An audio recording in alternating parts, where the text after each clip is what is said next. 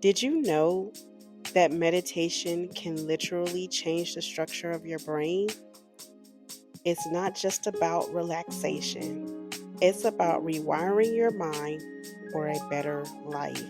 Renew your mind in biblical wisdom with us. Each day, we examine 2 chapters from the Bible, offering daily practical guidance in Proverbs aligned with the calendar date. And then on weekdays, you can expect to renew your mind reading the letter of James. Saturdays, we explore life's deeper questions with Ecclesiastes. And on Sundays, we strengthen life's outlook with the wisdom of Job. Gain clarity, receive peace, and live a more purposeful life. Download your guide, a resource that you can use along with the episodes here at therenewalwell.com to help you journal your thoughts that come up as you read every day. Let's delight in the Lord's instruction as Psalm 1 and 2 reminds us, meditating on it day and night. Proverbs 15. A gentle answer turns away wrath, but a harsh word stirs up anger. The tongue of the wise commends knowledge, but the mouth of fools gush out folly. Yahweh's eyes are everywhere, keeping watch on the evil and the good. A gentle tongue is a tree of life, but deceit in it crushes the spirit. A fool despises his father's correction, but he who heeds reproof shows prudence. In the house of the righteous is much treasure, but the income of the wicked brings trouble. The lips of the wise spread knowledge, not so with the heart of fools.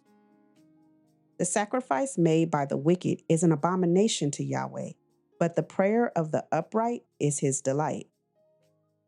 The way of the wicked is an abomination to Yahweh, but he loves him who follows after righteousness. There is stern discipline for one who forsakes the way. Whoever hates reproof shall die. Sheol and Abaddon are before Yahweh. How much more than the hearts of the children of men? A scoffer doesn't love to be reproved. He will not go to the wise. A glad heart makes a cheerful face, but an aching heart breaks the spirit. The heart of one who has understanding seeks knowledge, but the mouths of fools feed on folly. All the days of the afflicted are wretched, but one who has a cheerful heart enjoys a continual feast. Better is little with the fear of Yahweh than great treasure with trouble. Better is a dinner of herbs where love is than a fattened calf with hatred. A wrathful man stirs up contention, but one who is slow to anger appeases strife. The way of the sluggard is like a thorn patch, but the path of the upright is a highway. A wise son makes a father glad, but a foolish man despises his mother. Folly is joy to one who is void of wisdom, but a man of understanding keeps his way straight. Where there is no counsel, plans fail, but in a multitude of counselors, they are established. Joy comes to a man with the reply of his mouth. How good is a word at the right time? The path of life leads upward for the wise, to keep him from going downward to Sheol. Yahweh will uproot the house of the proud, but he will keep the widow's borders intact. Yahweh detests the thoughts of the wicked, but the thoughts of the pure are pleasing.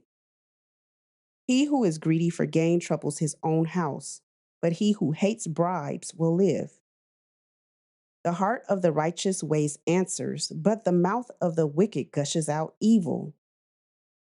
Yahweh is far from the wicked, but he hears the prayer of the righteous. The light of the eyes rejoices the heart. Good news gives health to the bones. The ear that listens to reproof lives and will be at home among the wise. He who refuses correction despises his own soul, but he who listens to reproof gets understanding. The fear of Yahweh teaches wisdom, but for honor is humility. James 1. James, a servant of God and of the Lord Jesus Christ, to the 12 tribes which are in the dispersion, greetings. Count it all joy, my brothers, when you fall into various temptations, knowing that the testing of your faith produces endurance.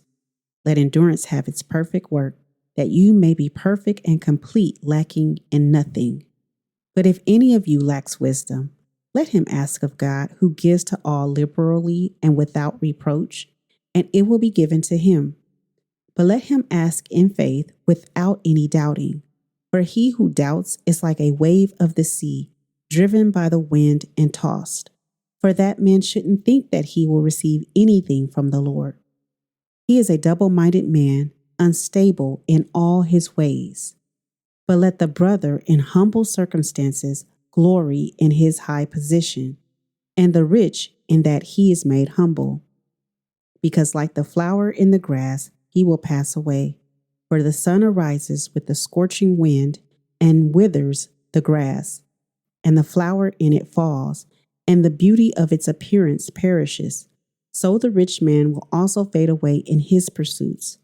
Blessed is a person who endures temptation, for when he has been approved, he will receive the crown of life, which the Lord promised to those who love him.